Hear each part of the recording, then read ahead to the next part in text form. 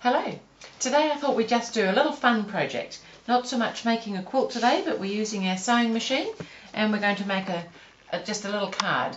Quilters often like to give cards to people, and I thought I'd just show you how you could use fusible web shapes and paper or card and still sew with your sewing machine. So great fun things to do. And so I've got some little hearts here today that I'm going to show you how I put them on a card. I just started initially just with a piece of card that I folded in half. You might have some blank cards and some fun envelopes. Again, you may have envelopes, they don't have to be anything in particular to make them a little bit interesting. So I've got some shapes here. I've just got some little hearts. Now it's just with the fusible web on the back. I'm going to peel the paper off and iron them onto my card very shortly. And of course you wouldn't have to sew them because they're not going to go anywhere. But I'm going to sew because I kind of like the little bit of decoration on there. So what I've done is I've got my card, I've folded it in half, I've got a pencil and a ruler, and I've done a very faint, because I'm using hearts which kind of have a centre so that we can get them in a straight line. I've done a very faint line with a pencil just down the middle, so I can actually erase that afterwards if I want to, but it's just enough so that I can see. You probably won't see that, but I can see where I'm putting it. Now of course you don't have to do hearts. You might have a preference for maybe a giraffe or some other shape, cats, dogs, all sorts of things that you can do, that you can cut out with your fusible web on the back. I've actually cut mine out on the die cutter, which is very fortunate for me. If I didn't have a die cutter, I would cut them out with a pair of scissors. So I'm just going to peel the paper off the back now so that I've got that fusible web on the back of them, because we tend to use the fusible web mostly on fabric, but in actual fact it's great on paper. It fuses to pretty much anything. You'll probably find that it fuses to your iron if you put things up the wrong way, which isn't helpful at all. So let's fuse it to something that's more helpful.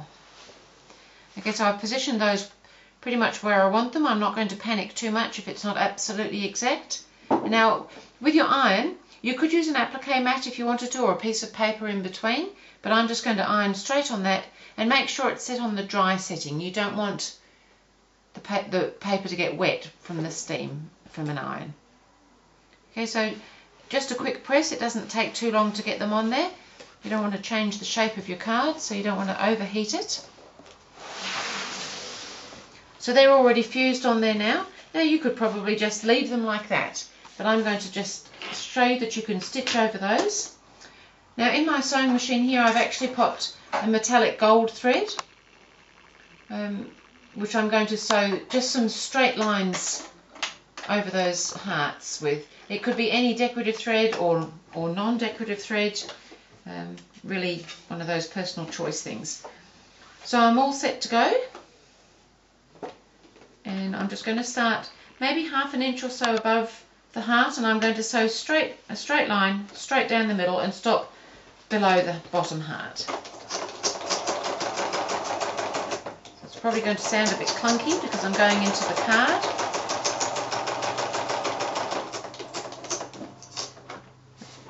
This is a great little project when you need a card in a hurry, or you just want to make a card really, or do something a little bit different. So I'm actually sewing these lines approximately 1/4 of an inch apart, and I'm not panicking too much whether they all start and stop in the same place.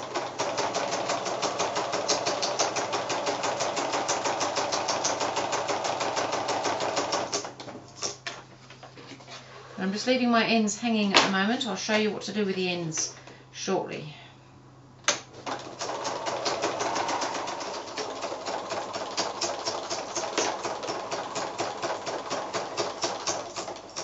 So sometimes these metallic threads can be a little bit tricky to sew with. If you've got a metafill needle or a metallic needle, that's always a helpful thing, or just a larger eye needle. The metallic threads want to shred a little bit sometimes.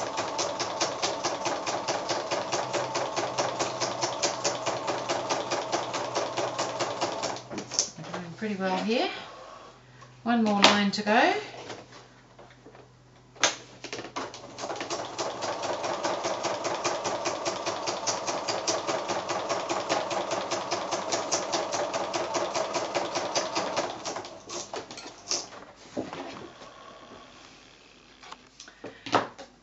And so now I've done 5 rows of stitching. I'm now going to just pull my ends through to the other side. I'm not going to knock them off, I'm just going to pull them, and then I'm going to shorten them a little bit, but not completely. And then I'm going to iron another piece of fabric on the back with some fusible web on it to cover all these ends and this little untidy bit. Because I've used this metallic thread, you can probably see that it's a little bit messy on the back, and that's a combination of the thread and sewing on this fairly stiff card that I've got. But because I'm covering the back, I'm actually not going to worry about that. I just want all these threads pulled through so that they're not hanging at the front. You could probably leave them at the front with something a little bit more decorative if you wanted to.